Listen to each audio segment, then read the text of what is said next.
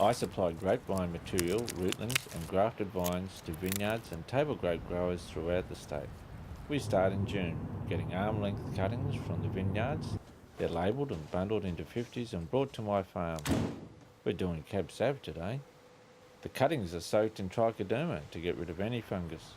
They are buried in the sand for callousing. Spring is coming, so the soil temperature will rise and those cuttings will start to sprout roots.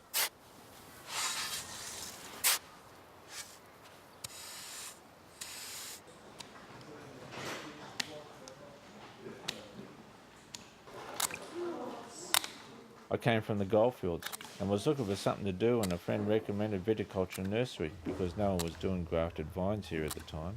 Nice and fresh and green, and you can see the Cambrian, the darker green there around the edge. That's the Cambrian layer. That's what we want to match up.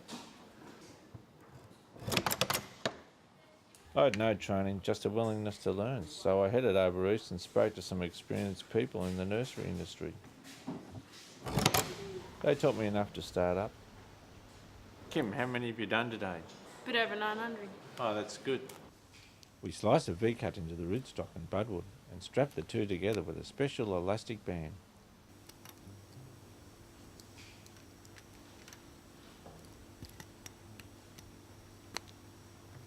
Then the grafted rootstocks are packed into styrofoam boxes and filled with mica.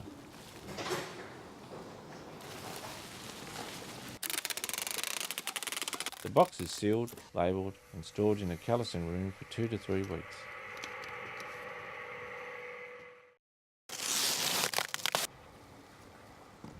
The joints have calloused over successfully. Now we dip them in wax to give the callus graft protection while it heals.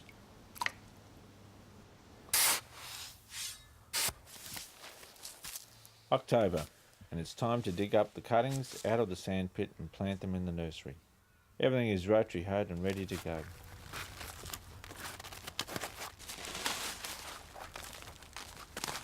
I contract a lot of people from around the area. They work from 6 in the morning to 1 in the afternoon. I pay them 2 cents to plant each cutting, and they'll each do about 6 hours and by knock-off time. How you going, Bruce? Not too bad, Russell. How's your day been? Oh, not too bad, not too bad. I planted a couple of rootstocks this morning. Plenty of these left. I've planted a lot, I don't know, 2,000. They keep coming. Monotonous. No, you love it. Bit warm, but yeah, quite nice. Over summer, I have to care for the crop, spraying, weed control and maintaining equipment with just one person helping out.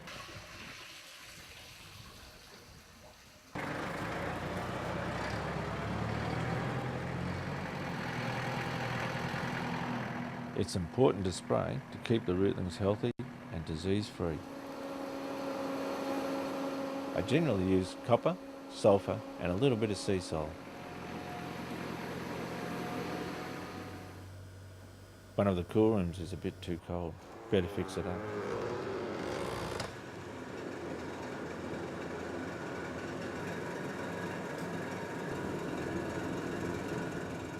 It never stops. I work about 70 hours per week, and although I'm the boss, I still have to shovel horse poo.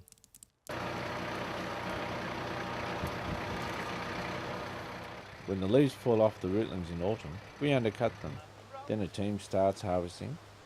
This year, we are doing about 300,000.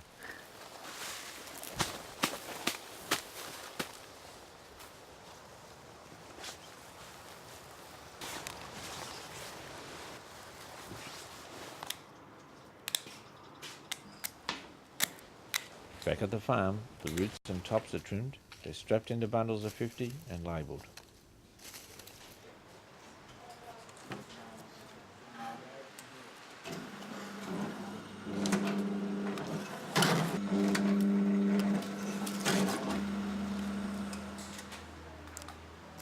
I built this machine especially.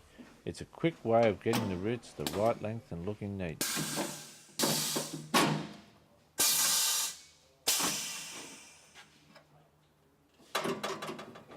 The trick is to try and predict the market, what flavours are going to be in demand in a year's time. How are you going, Asha? Good, thanks, Russell. Here's the cab sap for you. Oh, wonderful. Thank you very much. I hope they go well. I'm sure they will. I'll see you next year. Okay. Sometimes I get given samples of wine that comes from my rootstock. Tastes pretty good. I'm doing a cellar operations course through TAFE, which has taught me a lot from a winemaker's point of view, what material they're looking for and so forth. I've got my own vineyard growing, and hopefully I'll be making my own vintage soon.